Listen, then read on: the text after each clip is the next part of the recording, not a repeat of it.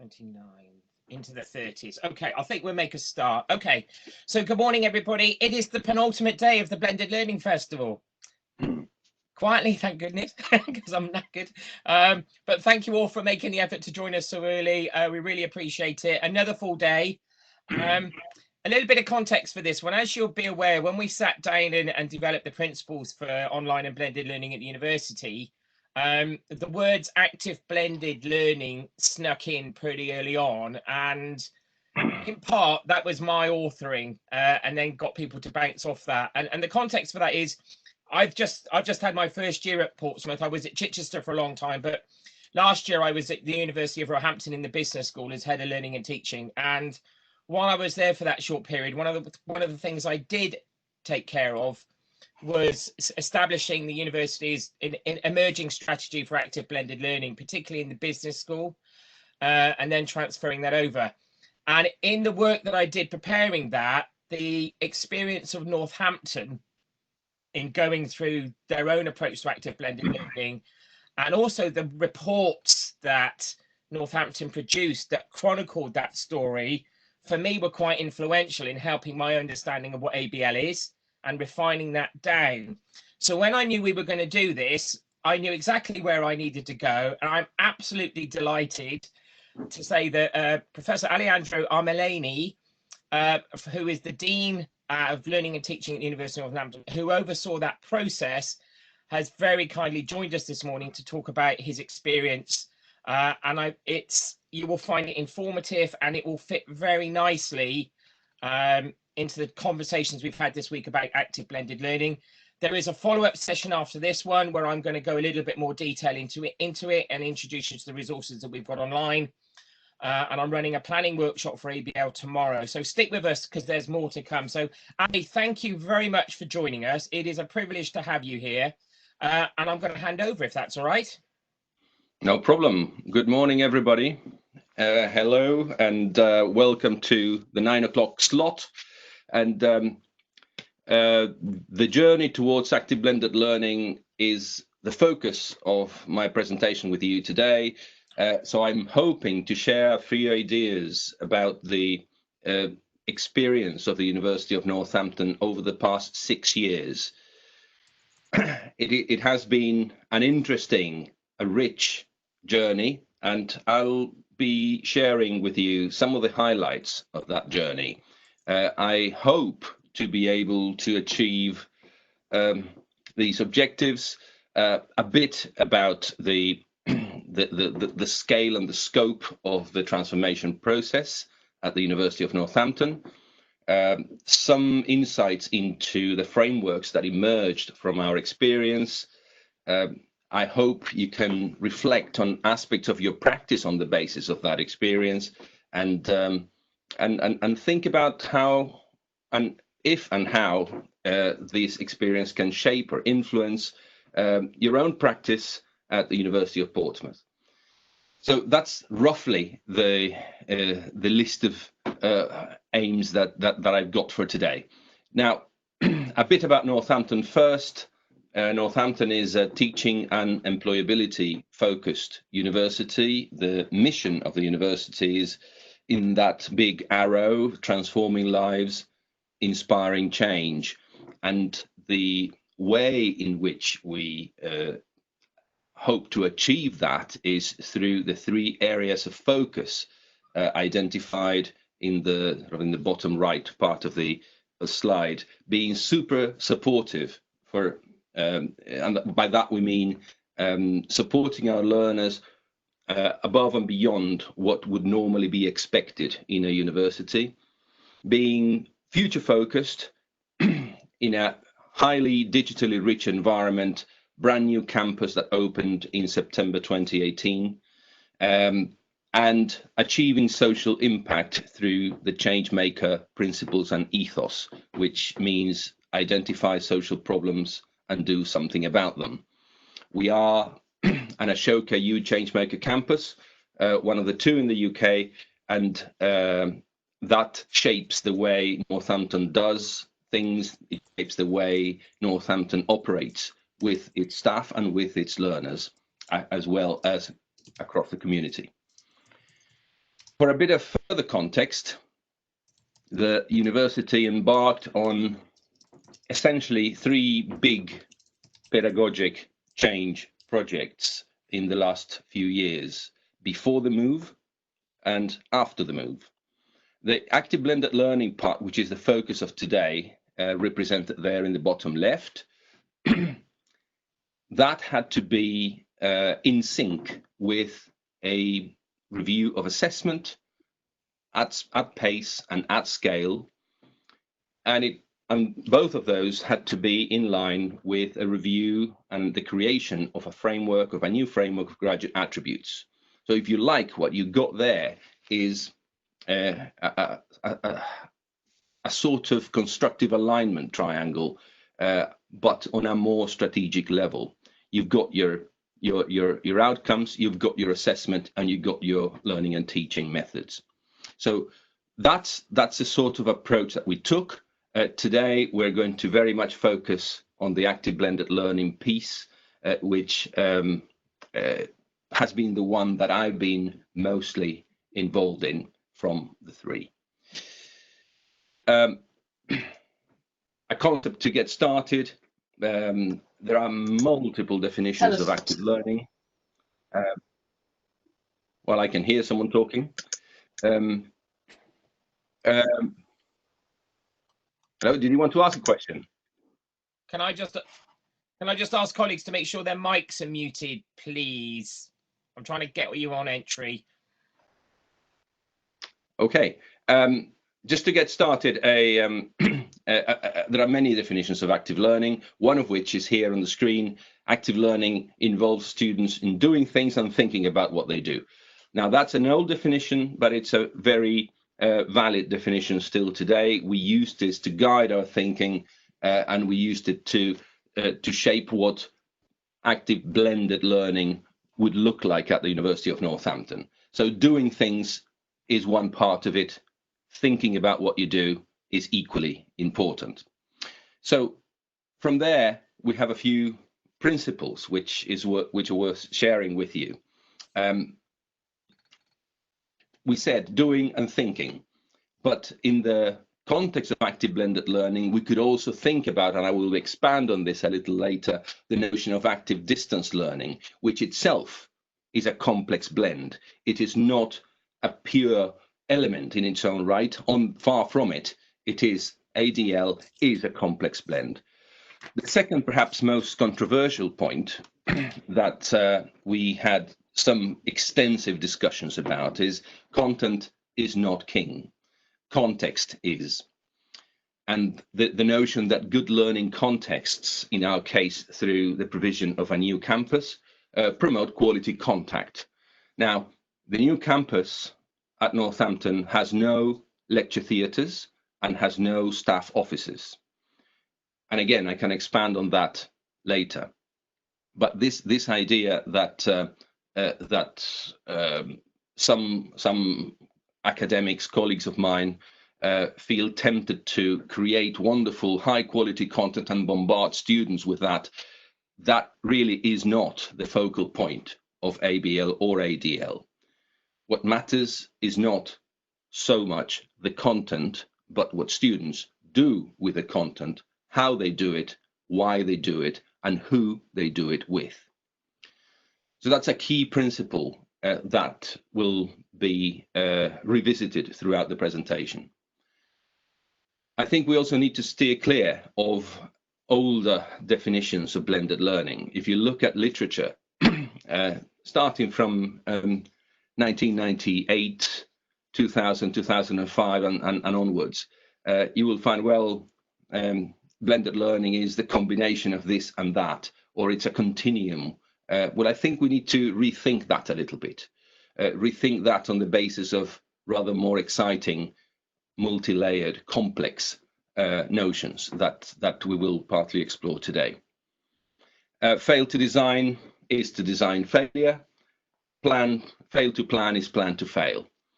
And when we think about blended, really need to think more about how best to use synchronous and asynchronous environments, as well as technologies, rather than just face-to-face and online. So let's explore some of this in a bit more detail.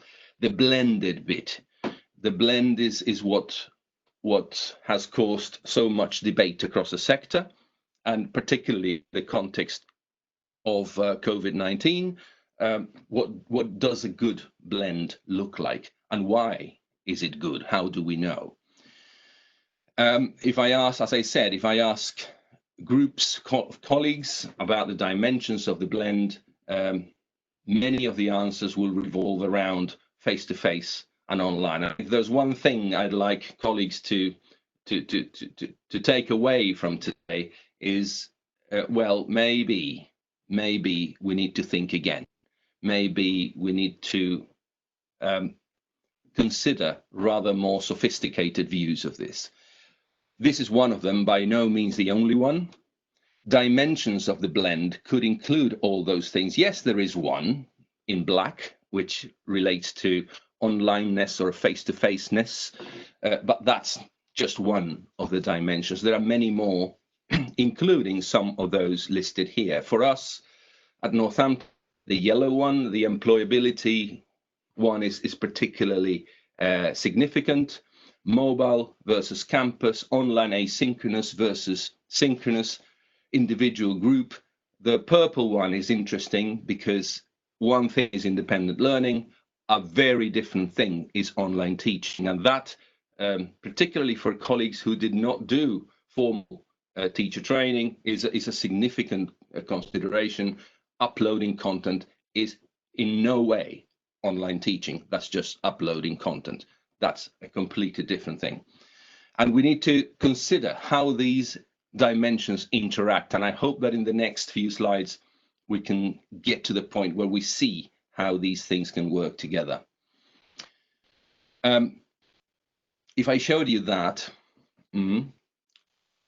pre-session exposure to content, a face-to-face thing, and a post-session piece of work, that might remind colleagues of something that is often referred to as the flipped classroom. Well, the flipped classroom might be an interesting, novel, even sexy term to use. However, the notion of, or the concept of the flipped classroom under different names has been in existence for a few thousand years. So there's nothing really new here at all. And in fact, if we were to use something like this at Northampton, it wouldn't work.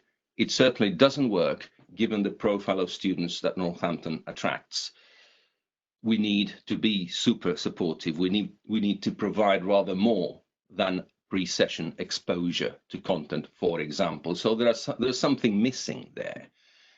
And what is it that's missing? I gave you a bit of a hint at the beginning. What matters is not really the content, but what we do with it. So it is the doing something meaningful with the content that's not explicit here and that we need to make explicit. So in one slide, if you like, what's missing is the sense-making piece, is the sense-making activities that enable students to use a meaningful scaffold to operate and take ownership of that content. That can happen in and outside the classroom. It can happen individually, or it can happen in groups. And typically, a course would follow a sequence of sense-making plus content, followed by some element of face-to-face session, typically in a seminar setting. Remember, Northampton doesn't have lecture theatres, and followed by post-session consolidation, evaluation, and other activities, which again can happen in or outside the classroom, individually or in groups. This is roughly what we had some 2-3 years ago, and although it was easy to grasp, it was a little bit blocky, a little bit linear, a little bit rigid. So we have evolved the representation of this into something like this, which probably better captures the notion of ABL. So center stage is again the pre-session sense-making piece. with embedded content. So the sense making and the content blocks of the previous slide are now together in that center block in the new one. The scaffold encompasses all three elements. The real-time session, whether it's in the classroom or virtually, but in real time, addresses issues, analysis, discussions, critiques, question and answer, and so on. And then the post-session consolidation once more. One thing that you will notice from this and the following slides is that the word online does not feature. And the reason it doesn't feature is that we found that the word online was exceedingly misleading to colleagues and to others. The use of the term meant that people thought that ABL was all about going online. Far from it. ABL is not turning the University of Northampton into an online university. That's not the point. That's not what we wanted. That's not what we did. So this in one slide is what ABL is today, but we do have a proper definition, which is this. So I'm not going to read it out, but that's what active blended learning means. That's the definition we've used for the past 6 years. We mean this and nothing else. And that has guided our learning and teaching plan over the past few years. It has guided the university strategy, transforming lives, inspiring change. So let's unpick this a little bit. What does a course that follows an ABL methodology look like? Well, it is taught through, first of all, student-centered activities.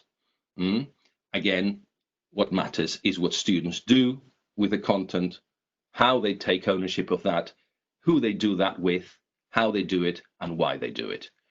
The second point addresses the concern about Northampton going online. Absolutely not. Northampton values face-to-face contact as much as our students and their parents do. We do not want, again, in relation to the second bullet point, we do not want a two-track course where you do bits in the classroom, kind of the important bit, and you do bits out of the classroom, typically online, the less important bit, as some people saw that at the time. No, that would be kind of an oil and water situation. We want a blend. We want an active blend. So yes, there is a core element, but there is equally an element that happens outside of that face-to-face environment that happens for the benefit of students that integrate the work outside with the work inside the lab, the field, or the classroom. And the third point has very much to do with the change maker ethos of the university in terms of autonomy, digital citizenship, and employability. So this is what we mean by ABL. We established that this narrative was very appropriate to some audiences, but not quite appropriate to other audiences. So when we're doing open days, for example, and you need to articulate what we mean by active blended learning to future students and parents, we needed a slightly lighter touch approach. So we have come up with a number of ways to define active blended learning for those different audiences. So we characterize that as dynamic, accessible, concrete, informed by theory and evidence. So this is the sort of thing that we would say in an open day environment. In addition, we would say that for our students, ABL means that they learn through activities, through tasks that perform two main functions: develop their subject knowledge in line with our statement of graduate attributes, but also develop their ability to apply professional skills. And then the rest of the narrative, as you see. the point here was that very often during conversations with prospective students and their parents, we found that the previous more technical narrative didn't work very well. So we had to kind of get to an agreement as to what that narrative would look like for the different audiences. Again, we have a few other things about ABL in terms of interactions, in terms of being future focused, accessible, clear, straightforward, and so forth. Various other things that we use in our communications. So in short, we have multiple words that we can associate with ABL. We've used those over the years, and at this point, we are at the stage where the combination of active blended learning and change maker constitutes the kind of the USP that the University of Northampton can put across to its future students. So I've spent quite a long time telling you about what ABL is. It's probably good to tell you what ABL is not. And this slide kind of summarizes that in a bit of a crude manner. But ABL, of course, is not taught through in ABL mode if it makes regular use of non-interactive lectures, or if the virtual learning environment is essentially a content dump, or if online activity is just an add-on to the face-to-face sessions. And that's what I mean by the two-track course.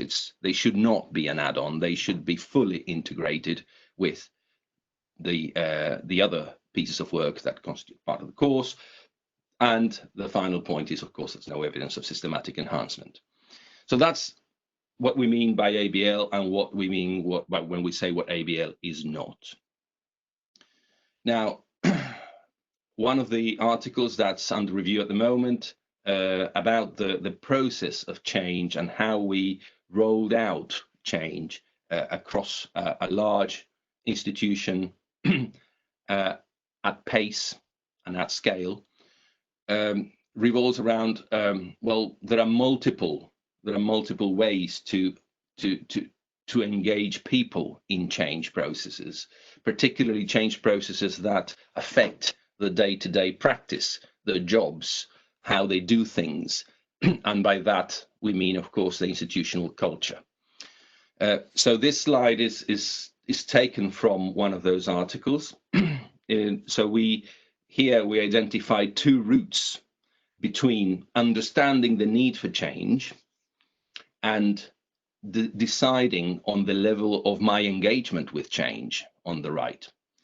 The literature suggests that I'm by no means an expert in organizational change, but I do know that in terms of pedagogic change, two key areas can be explored in terms of fostering, nurturing, and encouraging change. One is the epistemic route, which very much revolves around changing people's beliefs first, and then practices will follow.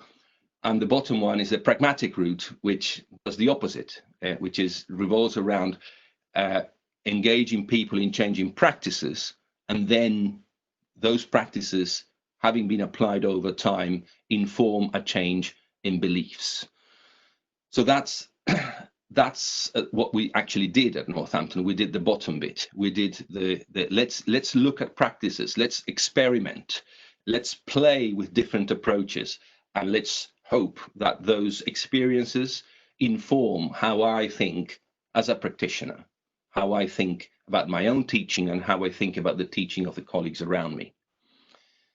And that's essentially, that was our chosen approach. No large-scale change takes place without myths emerging. So some of the myths that we had to address had to do with, as I said before, ABL is just online. So Northampton will downsize massively to being a kind of a small operation on campus and a big operation online. Nothing like it. You don't build a £380 million campus if you want to downsize to a smaller operation. put your content online, therefore you do ABL, as that I explained that before. That wasn't the idea, and that isn't the case. This notion that ABL reduces contact time, on the contrary, ABL enhances contact time, both in terms of volume and quality. ABL was conceived to save teaching space. No, it wasn't. If we wanted to save teaching space, we would have built a campus in a different way. This one is interesting. It's about technology. Use a bit of Blackboard, Collaborate or WebEx or Teams or Zoom, and you'll be fine. You'll be doing ABL. Well, you won't. Absolutely not. And as long as you don't lecture too much, you're okay. Was probably one of the favorite ones. I should say at this point that active blended learning does not mean banning lectures. What it does mean is reducing the impact of poor lecturing. And to do that, we built a campus without lecture theatres that would not encourage practices that are conducive to excessive teacher-centeredness. That said, any good blend will have multiple elements and will have multiple ingredients. Teacher-centeredness is one of those ingredients. We all want a good combination of all of those, and in many cases, teacher-centeredness does play a significant role. And there is no suggestion that that lecturing in reasonable amounts should not take place. On the contrary, students expect some of that, staff expect some of that, parents expect some of that. So by no means should people think that, oh, at Northampton lecturing is banned. No, it's not. It just is one element of many. The Waterside campus is the response to this view of learning and teaching. It's not the reason why we're doing this. It's the way we implemented that philosophy in practice from scratch, perhaps in a once in a lifetime opportunity to shape a new campus on the basis of a pedagogical view of the world. And that's exactly what Waterside is. So if you get a chance to visit the campus once it's appropriate and safe to do that, please do, and you will see what we mean by activity-based working, by active blended learning in integrated environments, where a library is the learning hub that encompasses learning spaces with reading spaces, with social spaces, with staff academic space that is not divided into cell-like offices. I should also add that nobody has an office. Even the Vice Chancellor doesn't have an office. He abandoned his office 5 years ago, long time before the move. And since then, since 2018, we all work in what we call ABW spaces, activity-based working spaces, where we share social space with working space, with kitchens, with comfy areas, and we are always within around about 20 meters away from the library, from any physical library. One process that helped us change, redesign modules and programs, all of them, from what they were to ABL, was the Cairo process. It was I've written some bits about that under the name of Carpe Diem with my colleague Professor Gilly Salmon. We've scaled it up across the entire university. We redesigned all our modules and programs on the basis of this model.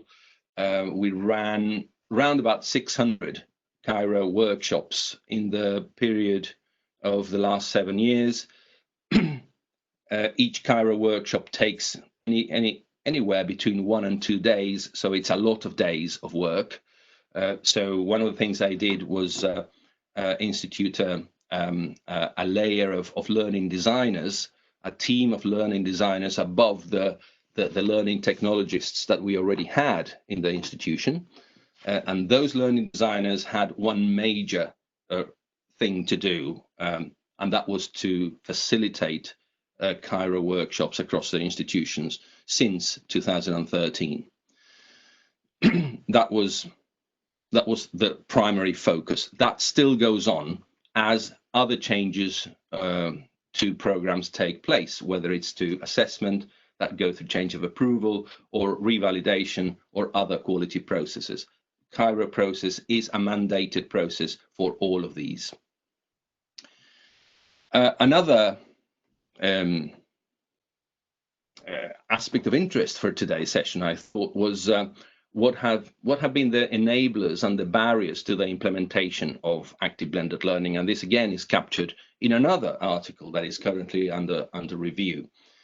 So at the top there, you got the most prevalent one. I'm not going to go through all of these, but the data suggests that for staff and for students, the natural integration of technology within a highly digitally rich environment has been a huge enabler. Just to exemplify that, our classrooms do not have data projectors. They do not have screens. They, in the old sense, they don't have. They have TVs on the walls to which you connect wirelessly. There are no fixed PCs anywhere. There are no lecterns anywhere. All our first-year students receive a laptop, and the same is true of our staff. So a member of staff goes into a teaching room, connects wirelessly to those screens, and they can run a session on that basis. They can release control of those screens to students through a technology called Barcode that I can tell you a bit more about later if you want. But that sort of approach enabled the rollout of ABL in a more of a natural way. Of course, the small group teaching and so forth were other enablers too.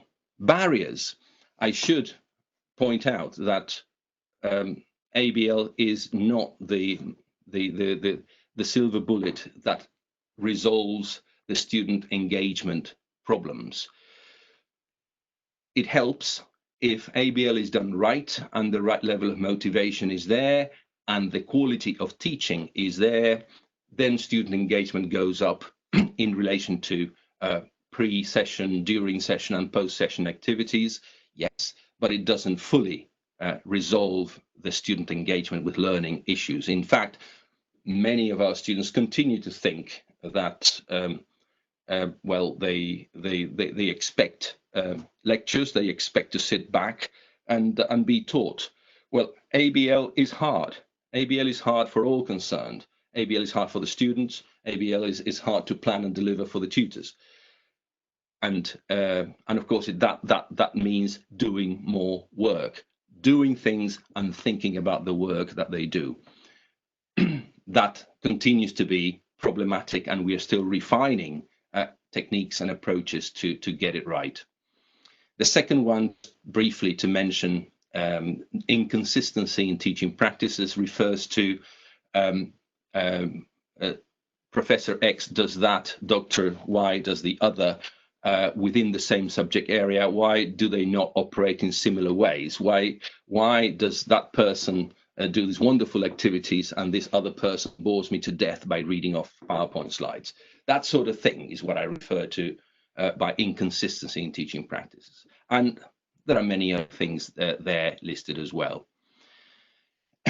Part of the research revolves also around the consistency of beliefs and practices on the part of tutors. So this slide kind of offers some sort of taxonomy of tutors in respect of the beliefs and practices of ABL. So the beliefs on the left, beliefs on ABL's pedagogic approach. Do they think it's effective or ineffective? And how consistent their practices are with the principles of ABL. Are my practices consistent or not with this? So that's what the data suggests that the different groups of colleagues could fall into. But in March, we were hit by something quite significant, and a lot of panic set in for a few days, certainly.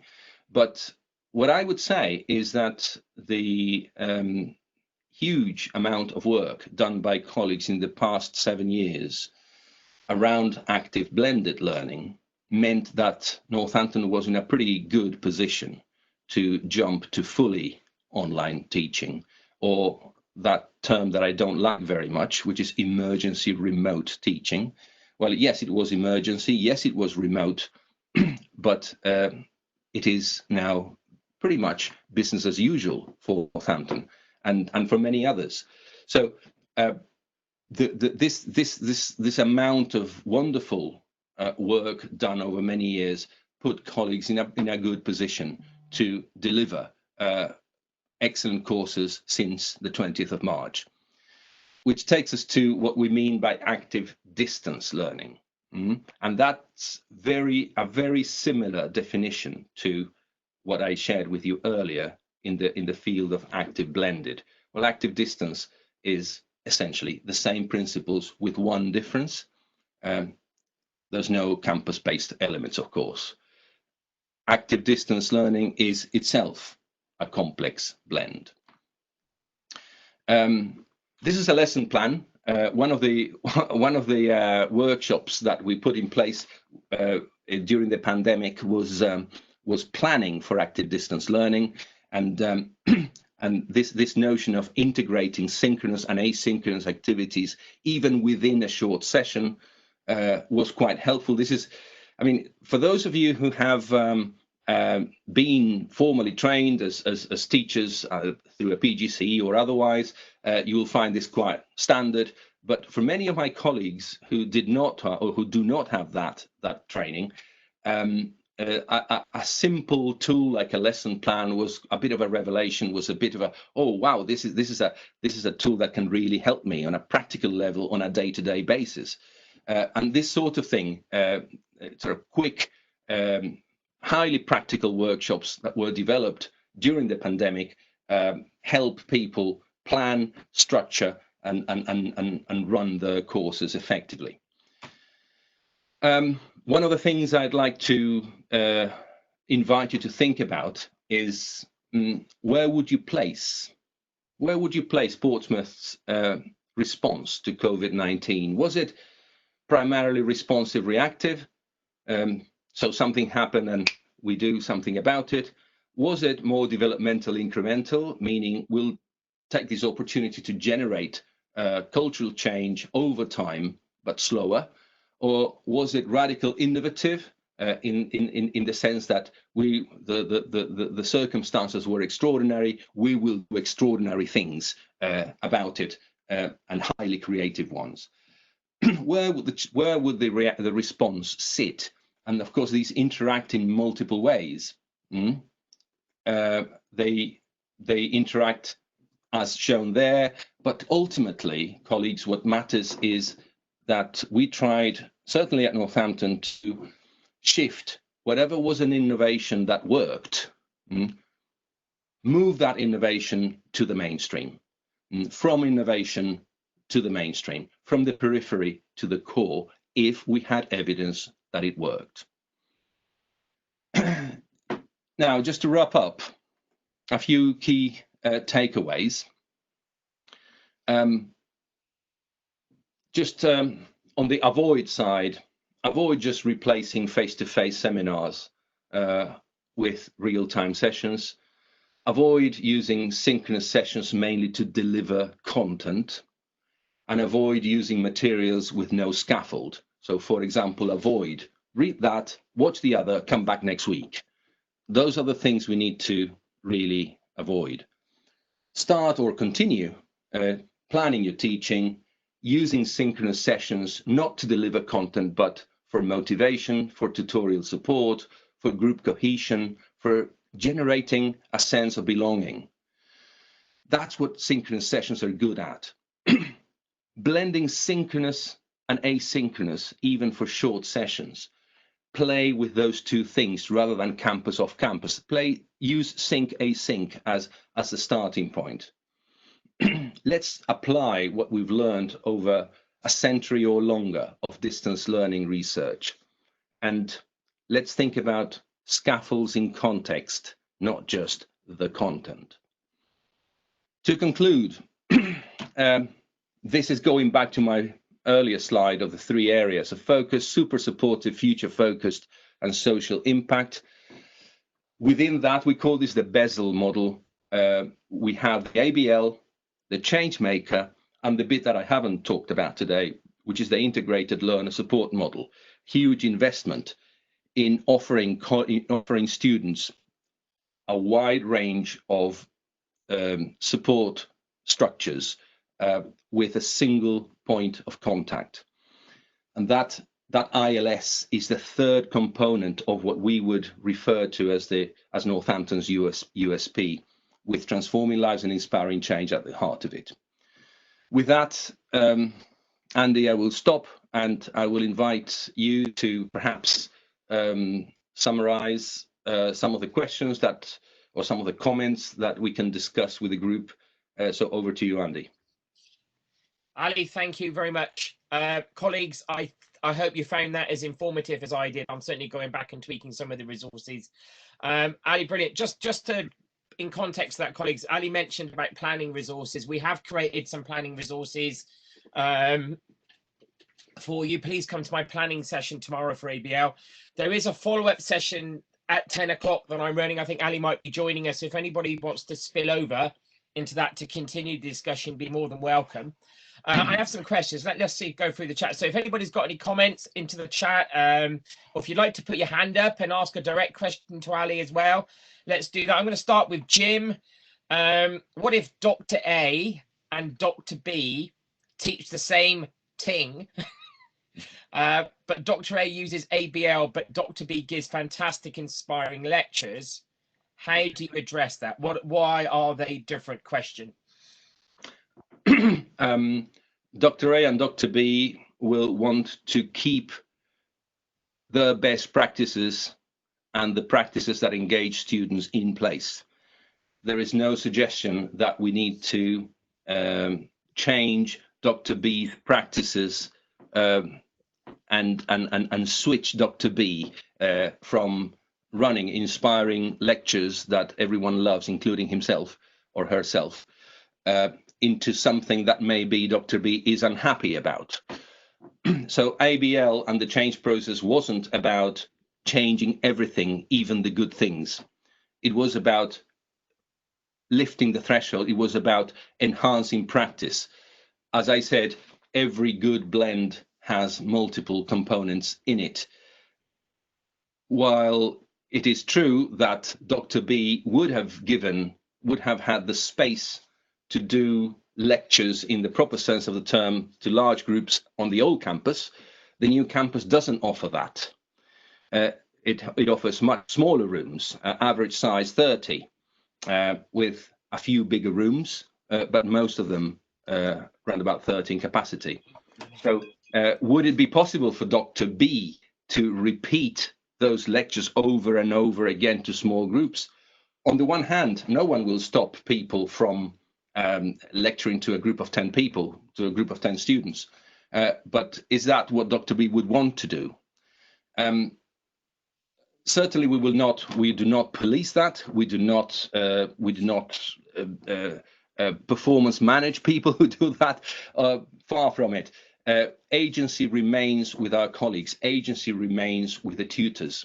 But we do put forward an evidence base and a highly practical set of staff development opportunities for people to engage with something that maybe is something they have never tried, something they have not explored, something they have not experienced as learners themselves. So we give Dr. B every opportunity to consider options. Ultimately, the decision to continue running fantastic and inspiring lectures, that decision is Dr. B's decision, not anyone else's. Yeah. Ali, thank you. And colleagues, I think I would hope that that kind of ethos has come through the conference, in that, and I think that one of the messages that we're trying to get across to everybody is that it's not about reinventing the wheel. And if you're good at something and you enjoy it, particularly in this current climate, it's about helping you translate that into this current environment that we're actually in, and actually to really extend on that.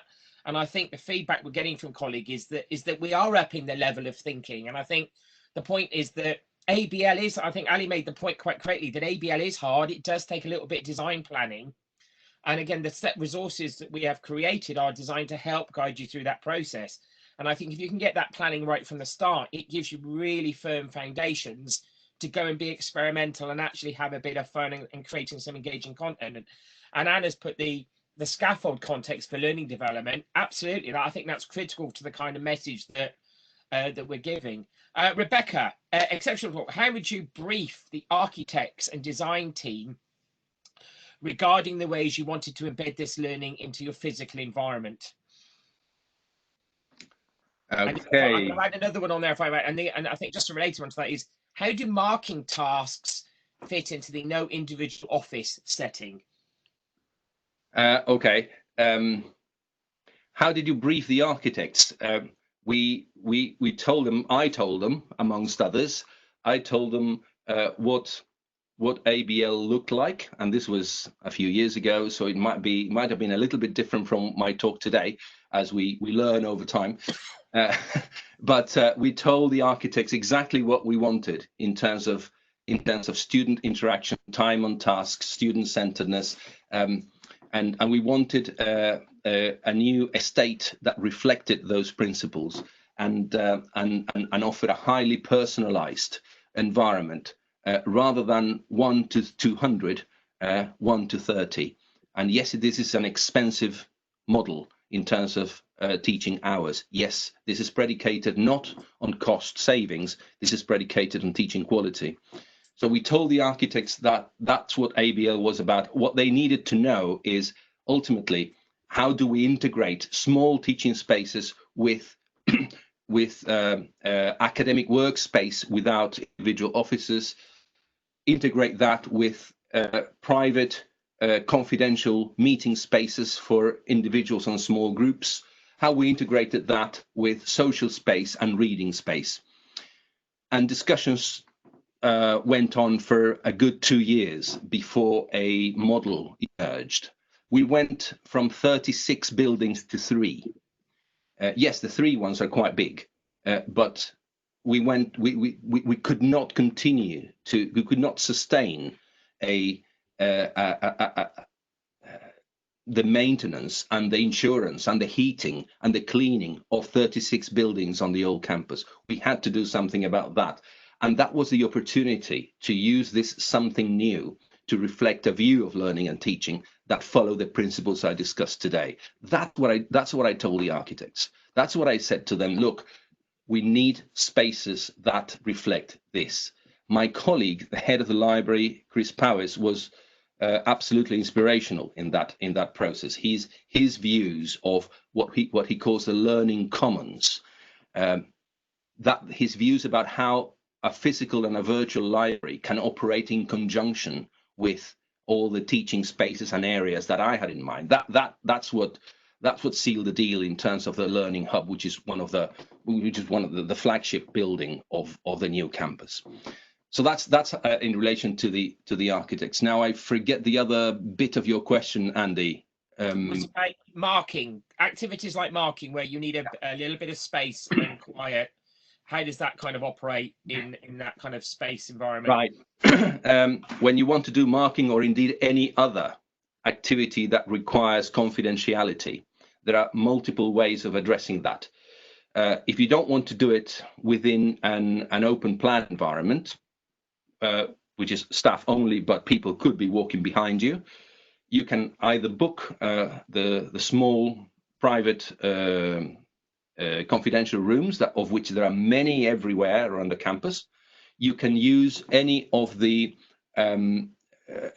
quiet reading spaces in the library, which offer some kind of pods that give you the confidentiality that you need, or you can work from home.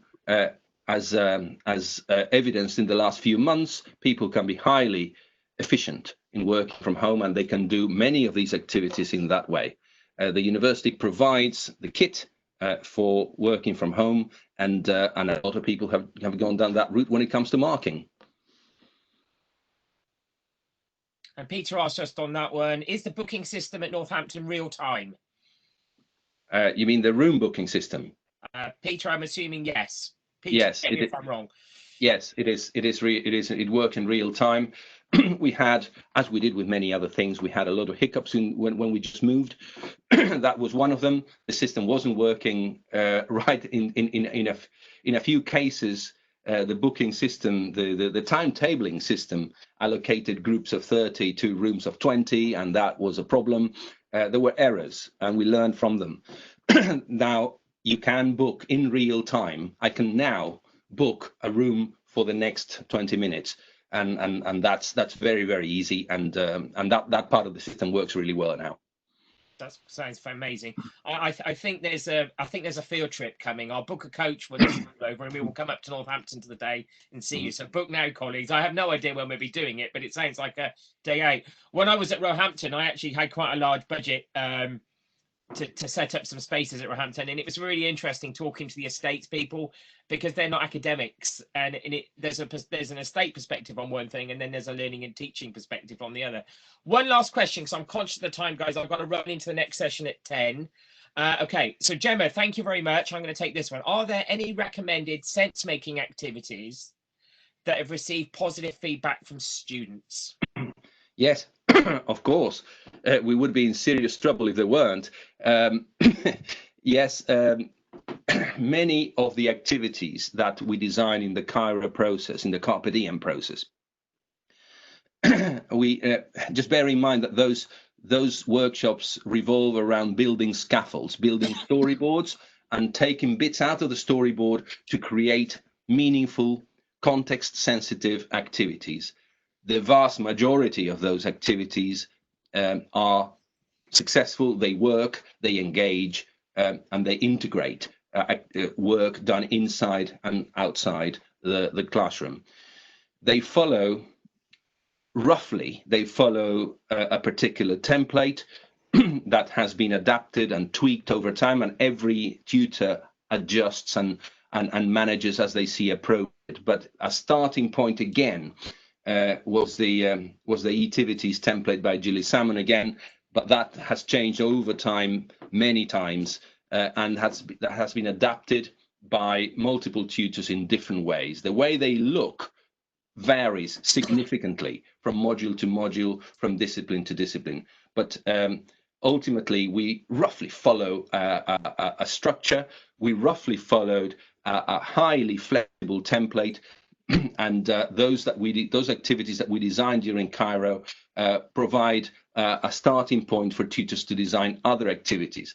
I have to say that the level of engagement varies, the level of success varies, but they are all in line with providing a scaffold towards summative assessment through the provision of multiple formative assessment points before it. Colleagues, just on that note, just to say that you'll be aware, maybe not, we have developed a suite of module resources that are sitting on Moodle at the moment to support your transition. There's ones on designing the Moodle template, which again provides that kind of scaffolding and structure to start you off. I've written a couple on ABL. What we've also put together is we've used the ABC design template that UCL have developed. That's the session tomorrow. I'm going to give you an introduction to that, but I've also turned that the ABC people have created lots of resources, but they're perhaps a lot of them are designed for face-to-face almost face-to-face sessions with cards. So I've actually designed that as an interactive PowerPoint that you run in edit mode, and you can actually move things around, and there's space to put things in, and card decks. So please have a look at that. It's designed as a planning tool. You can do that individually.